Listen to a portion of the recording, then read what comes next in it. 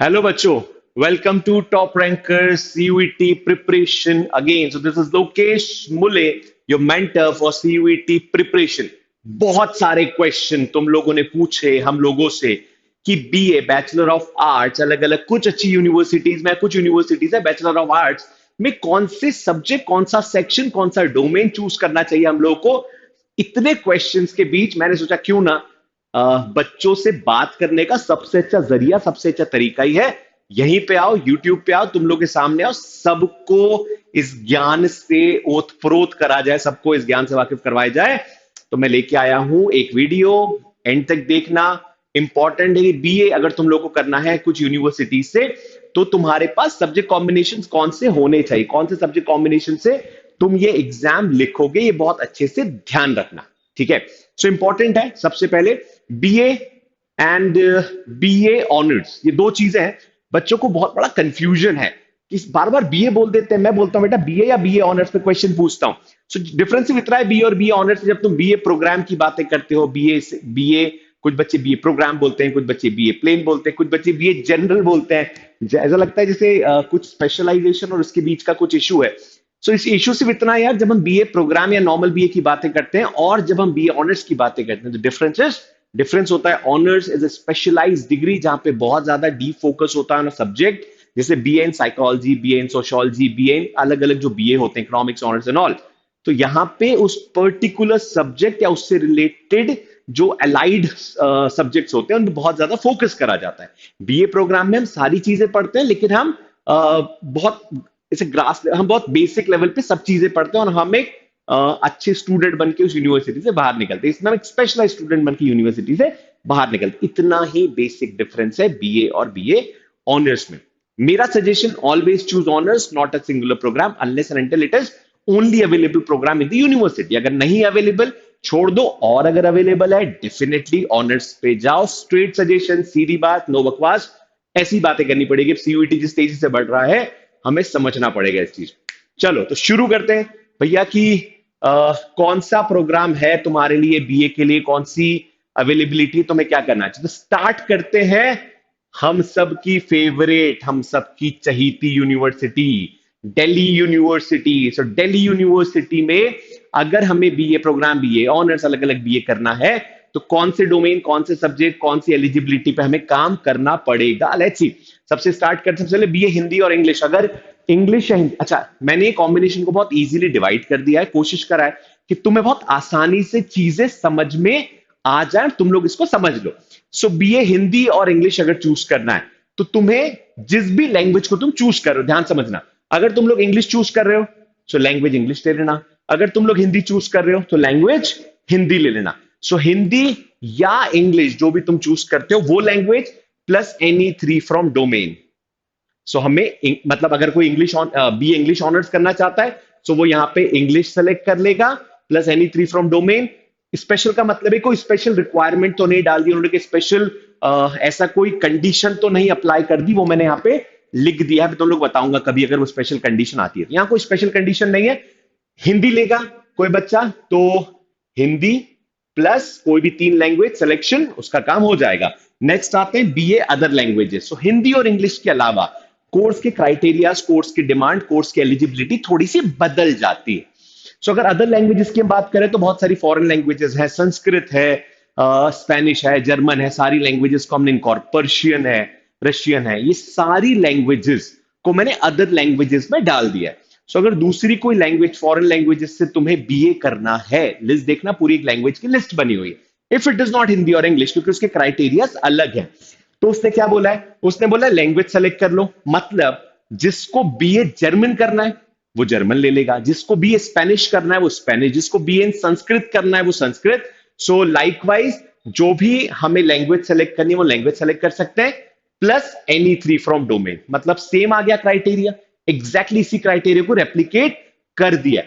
एक चीज इनने एडिशनल बोली, वो एक चीज क्या है, तुम कोई भी लैंग्वेज सेलेक्ट करके भी यहां पे जा सकते हो. ऐसा नहीं है कि तुम्हें सिर्फ और सिर्फ स्पेनिश अगर करना है तो स्पेनिश में ही पेपर लिखना पड़ेगा, जर्मन करना है तो जर्मन में पेपर लिखना पड़ेगा, जर्मन का पेपर लिखना पड़ेगा. रादर स्पेनिश करना है तो स्पेनिश के पेपर को अटेम्प्ट करना पड़ेगा. 1B याद करो, सेक्शन 1B की इंपॉर्टेंस यहां पे आ चुकी है. जिसको संस्कृत बीए संस्कृत ऑनर्स करना है, उसको संस्कृत लिखना जरूरी नहीं, वो अदर लैंग्वेज में भी पेपर अटेम्प्ट कर सकता है।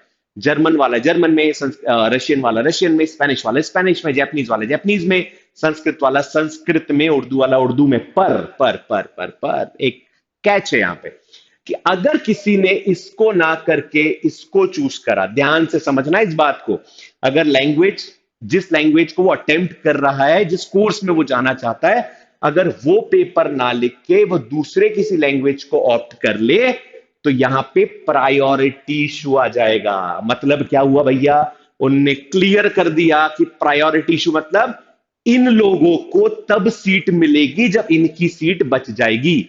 मैं पेपर लिख रहा हूं किसी भी लैंग्वेज से, मैंने इंग्लिश से पेपर अटेम्प्ट करा, मुझे बीए इन संस्कृत करना है, मेरे दोस्त ने संस्कृत से पेपर अटेम्प्ट करा, उसको बीए इन संस्कृत करना है, उसको पहले सीट मिलेगी, मुझे बाद में, मुझे वेट करना पड़ेगा, मैं दरवाजे के बाहर खड़े वेट करूंगा, सर अगर सीट बची है तो मुझे एंट्री दो, नहीं बची तो bye bye tata good bye.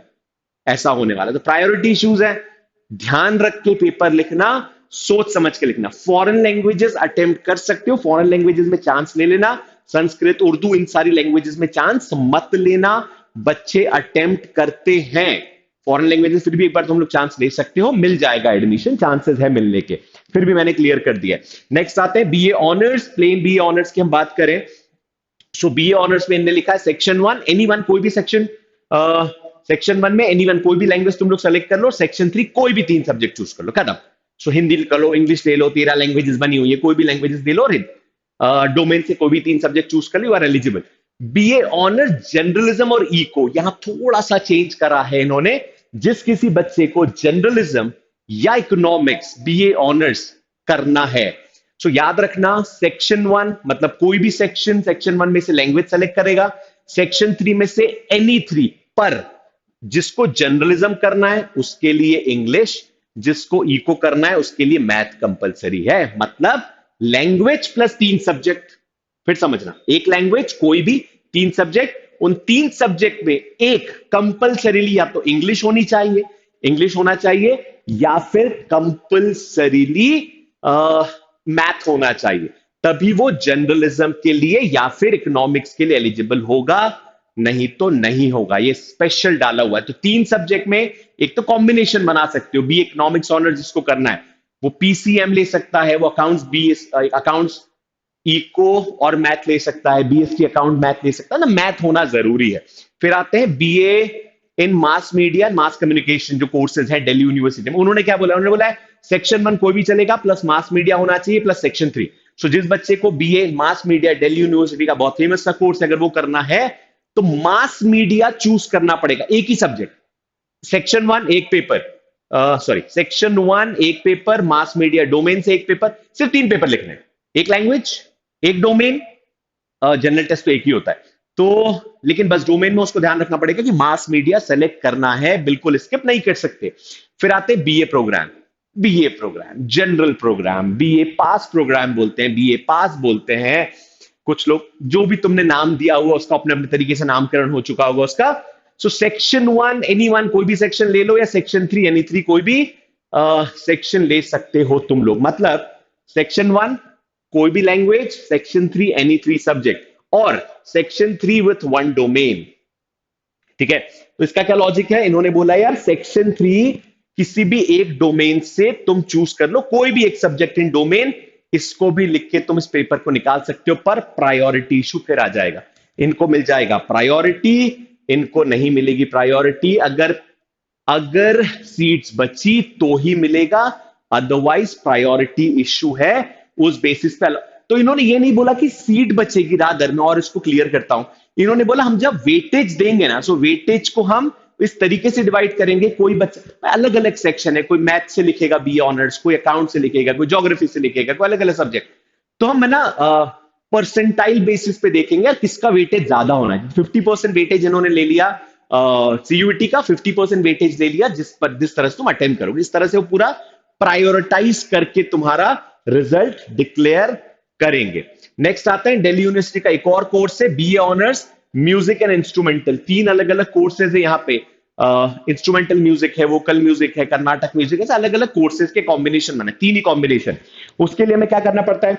उसके लिए पढ़ना पड़ेगा any one from section one, मतलब तुम लैंग्वेज ले लो, performing arts plus any two from section two, मतलब तुम्हें डोमेन में परफॉर्मिंग आर्ट्स चूज करना पड़ेगा प्लस दो कोई भी subject. So PC performing arts हो सकता है, अकाउंट्स इकोनॉमिक्स परफॉर्मिंग आर्ट्स हो सकता है, geography political science performing arts हो सकता है। परफॉर्मिंग आर्ट्स लेना पड़ेगा। क्या लॉजिक बना? सपोज मैंने इंग्लिश चूज कर लिया, मैंने परफॉर्मिंग आर्ट्स प्लस दो कोई भी सब्जेक्ट, ये बन गया मेरा डोमेन, ये बन गया मेरा लैंग्वेज, खत्म, और कुछ नहीं। या फिर तुम कर सकते हो any one from section and any three from section, any one from section one और any three from section two, कुछ भी ले सकते हो, मत करो परफॉर्मिंग आर्ट सेलेक्ट। पर परफॉर्मेंस बेस्ड टेस्ट होगा। परफॉर्मेंस बेस्ड टेस्ट मतलब अगेन वो चेक करेगा तुम्हारा 50%, ध्यान रखना 50% सीयूईटी के मार्क्स लेस 50% परफॉर्मेंस बेस्ड। कितने स्पीड से तुमने पेपर अटेम्प्ट करे, कितनी एक्यूरेसी रखी, ये 50% वेटेज वहां चला जाएगा। मैथ वाले की एक्यूरेसी अलग आएगी, जो हिस्ट्री वाली होगी उसकी एक्यूरेसी अलग आएगी। इस बेसिस पे एक्यूरेसी को उन्होंने अलग अलग डिवाइड करा हुआ है, ये लॉजिक उन्होंने क्लियर बता दिया। इस बेसिस पे अपने सब्जेक्ट कॉम्बिनेशंस को तुम लोग चूज करना। वीडियो को वापस रिवाइज करके देख लेना, अगर फिर से रिवाइज करना है, हर एक चार अलग अलग कॉम्बिनेशन, पांच अलग अलग कॉम्बिनेशन मैंने बताया। एक चीज और, जितने लोगों ने अभी भी भैया लाइक शेयर सब्सक्राइब नहीं करा, उसको सब्सक्राइब अभी कर लो, फ्रेंड्स को बताओ कितनी क्लियर इंफॉर्मेशन है। ये पूरी इंफॉर्मेशन हम लोग वेबिनार में हर दिन बच्चों को बता रहे हैं अलग अलग, पर एक साथ पूरी इंफॉर्मेशन ऐसे ही बता रहा हूं मैं यहां पे, ठीक है। नेक्स्ट आते हैं बनारस हिंदू यूनिवर्सिटी, दूसरी बहुत फेमस यूनिवर्सिटी है, ठीक है। सो बनारस हिंदू यूनिवर्सिटी में दो और एक और यूनिवर्सिटी की इसके बाद में और बात करूंगा, फिर तुम लोग को जनरलाइज कर दूंगा कि कैसे सेलेक्ट करना है, तुम लोग शायद समझ जाओ, एनलाइटनमेंट तो हो जाएगा। तीन मैंने एस्पायरिंग यूनिवर्सिटीज ले लिए। सो बनारस हिंदू यूनिवर्सिटी में तीन प्रोग्राम है, बीए ऑनर्स सोशल साइंसेस। यहां सोशल साइंस का मतलब है सारे, चाहे जो सोशल साइंस में जो भी कवर करते हैं, चाहे इसमें हिस्ट्री आ जाए, सिविक्स आ जाए, सॉरी पॉलिटिकल साइंस आ जाए, ज्योग्राफी आ जाएगा, सोशोलॉजी आ जाएगा, इकोनॉमिक्स आ जाएगा, जितने भी सोशल साइंसेस के कोर्सेज हैं वो सब यहां पे कवर कर रहा है बीएचयू एक बार में। उसने बोला एक ही एग्जाम लेंगे, हम अलग अलग नहीं लेते। क्या क्या रिक्वायर्ड है? सेक्शन वन लैंग्वेज टेस्ट लिखने के लिए उसने बोला है कंपलसरी कोई भी, बट लैंग्वेज टेस्ट में दो चीजें ऑप्शन डाल दी, हिंदी और English. And section three general test, तो या तो इंग्लिश पर जनरल टेस्ट कर लो या फिर हिंदी प्लस जनरल टेस्ट। उसने बोला दोनों में से जो तुम्हें अच्छा लगता है, फ्री कर दिया तुम लोगों को, ठीक है, खुद सेलेक्ट कर लो। अलॉटमेंट ऑन मेरिट, मतलब जब तुम्हारा रिजल्ट आएगा काउंसलिंग के लिए बिठाएंगे, बोलेंगे आओ भैया काउंसलिंग के लिए, कितने नंबर आए? तुम बोलोगे इतना, परसेंटेज पे समझ लेते हैं भाई ना, परसेंटाइल है, परसेंटेज तो नहीं है, पर फिर भी समझ। तुम बोलोगे हमने स्कोर करा 95, बोलेगा अच्छा। दूसरा वाला पर्सन है, उसने कितना स्कोर करा? बोले 97। तो 97 वाले से पूछेंगे तुम्हें कौन सा सब्जेक्ट चाहिए, बोलेगा मुझे तो ये चाहिए, बोलेगा दे दो। 95 वाले से बाद में पूछेंगे, या फिर इकोनॉमिक्स को प्रायोरिटी दे देंगे, सेकंड प्रायोरिटी किसी को दे देंगे, तो ऐसे करते हुए प्रायोरिटाइज कर देंगे। मेरिट के बेसिस पे सोशल साइंसेस के सब्जेक्ट अलॉट होंगे, क्योंकि इन्होंने सारे सोशल साइंसेस को एक ही कर दिया। तो सब कुछ डिसाइड कहां करने वाले? बीएचयू बोलता है मेरिट बेसिस पे काउंसलिंग में डिस्कस करेंगे। फिर आता है बीए शास्त्री, यहां पे आयुर्वेद, यजुर्वेद, ऋग्वेद, सामवेद, अथर्ववेद, ये सारी वेद उपनिषद की पढ़ाई होती है अलग अलग। बीए है, BA in Ayurveda, BA in Upanishad, इसकी पढ़ाई होती है बीएचयू में। तो उसको बीए इन शास्त्री ऑनर्स कहते हैं। यहां पे सिर्फ तुम्हें सेक्शन 2 लिखना है, संस्कृत। अलॉटमेंट कैसे होगा? अगेन कौन सा बीए? मुझे बी आयुर्वेद करना है, बी यजुर्वेद करना है, बी अथर्ववेद करना है। Allotment on the basis of merit, again counselling में। फिर से लिख देता हूं, काउंसलिंग में एडमिशन प्रोसेस डिस्कस हो जाएगा। फिर बीए ऑनर्स आर्ट्स, उन्होंने बोला है अच्छा प्रोग्राम है इनका। सेक्शन वन लैंग्वेज में तुम हिंदी या इंग्लिश में से कुछ भी चूज कर लो। एंड सेक्शन थ्री जो ऊपर रिक्वायरमेंट है वो अगेन बी आर्ट्स में भी allotment on the basis of merit डाला हुआ है, पूरा क्लियर करेंगे। मेरिट के बेसिस में अलॉटमेंट करेंगे, तुम तो पेपर लिखो, समझेंगे जिस दिन तुम्हारा रिजल्ट आएगा, हम बैठे हैं, काउंसलिंग हो जाएगी। ये लॉजिक था, ठीक है। Next is AMU, Aligarh Muslim university, again एक one of the most renowned university. इसका एडमिशन प्रोसेस समझ लेते हैं, एएमयू कैसे वर्क करता है। सो एएमयू ने क्या करा? सिंपल काम करा, मुझे बड़ा पसंद आया एएमयू का काम। बहुत ज्यादा बच्चों के लिए डिफरेंस रखा ही नहीं है, पर कभी कभी ऐसा हो जाता है कंपटीशन उस लेवल पे बढ़ भी जाता है, ठीक है। सो ने बोला बी ऑनर्स संस्कृत करना है, एमयू का बड़ा फेमस सा प्रोग्राम है। बी ऑनर्स पर्शियन, अच्छा प्रोग्राम। B honours women studies, B honours Hindi. तुम कोई भी बी ऑनर्स करो, तुम्हें सिर्फ दो चीजें लिखनी, English general test, English general test, English general test, English general test. Simple रखा, कोई स्पेशल मेंशन नहीं, कुछ नहीं। 50% मार्क्स लाओ 12th में, और वो कर लो, एप्लीकेबल तुम लोग हो। अब जो बच्चा बी ए हिंदी लिख रहा है वो भी बेचारा इंग्लिश में पेपर लिखेगा, जो संस्कृत लिख रहा है वो भी इंग्लिश में पेपर लिखेगा ना। एक ही क्राइटेरिया रखा है, एक क्राइटेरिया में सबको मापेंगे। अच्छी बात है, एक क्राइटेरिया सब कुछ है। बुरी बात है हिंदी वाले को, बेचारे को जिसको हिंदी ऑनर्स करना है उसको इंग्लिश पेपर लिखना पड़ेगा। ठीक है, अपने अपने क्राइटेरियाज होते हैं, समझने के लिए तो चलो आसानी हो गई। यही एक चीज है जो बहुत आसानी समझ में आ रही है। ऐसे ही हर यूनिवर्सिटी का अपना अपना क्राइटेरिया होगा। मैंने तुम्हें मेजर क्राइटेरिया बताया कि बीए और बीए ऑनर्स अगर सेलेक्ट करना हो तो तुम कौन से सब्जेक्ट कॉम्बिनेशन पे वर्क करोगे, ध्यान रखना। ऑनर्स और बीए प्रोग्राम का अंतर, BA programme is generalise programme जहां पे बेसिक लेवल पे सारी पढ़ाई होती है। बस लेवल है, बहुत सिंपल से लेवल पे सारी पढ़ाई हो जाएगी, तुम्हें एक जनरलाइज्ड पढ़ाई कराई जाएगी। और जहां पे जब तुम बात करते हो ऑनर्स डिग्री, तुम्हें उस पर्टिकुलर सब्जेक्ट की, जो सब्जेक्ट तुमने चूज करा है, बीए, जो भी अपन बीए ऑनर्स की बात कर रहे थे, बीए ऑनर्स मतलब BA honours in psychology, sociology या लैंग्वेजेस में तुम्हें चूज करना है, इकोनॉमिक्स चूज करना है। यहाँ पे तुम्हें पर्टिकुलर उस पर्टिकुलर सब्जेक्ट की डेप्थ में पढ़ाई होगी, उस सब्जेक्ट की डेप्थ में नॉलेज होगी, और ज्यादा बड़ा कोर्स है, ज्यादा इंपॉर्टेंट कोर्स, ये है डिफरेंस। ठीक है, ऐसे ही बीकॉम के लिए, ऐसे ही बीएससी के लिए जो 3 फेमस सी डिग्रीज होती है डिग्री कॉलेजेस में, डिग्री यूनिवर्सिटीज में, इसके लिए हम लोग जल्दी से वीडियो लेके आ रहे हैं। Stay tuned with us, like करो, शेयर करो, सब्सक्राइब करो। ये पूरा चैनल सिर्फ और सिर्फ डेडिकेटेड है on CUET preparation. So I am your mentor Lokesh Mule with all my team, and we are ready for your seat examination. ध्यान रखना भैया, 24 तारीख को ये सब के अलावा पढ़ाई भी करनी है, और पढ़ाई भी शुरू हो चुकी सीयूईटी की क्लासेस में, और 24 तारीख को ऑल इंडिया सीयूईटी है।